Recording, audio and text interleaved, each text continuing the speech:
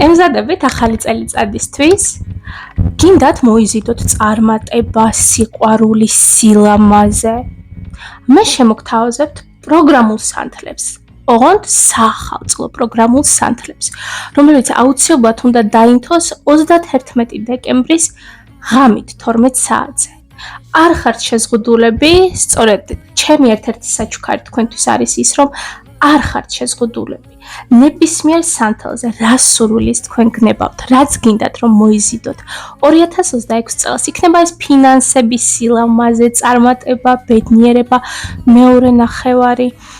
ამას არ აქვს მნიშვნელობა, მთავარია თქვენი წრფელი სურვილი და რწმენა იმისა, რომ ახალი წელიწადი მოგიტანთ ჯადოსნურობას, ყოველივე საუკეთესოს და კარგს.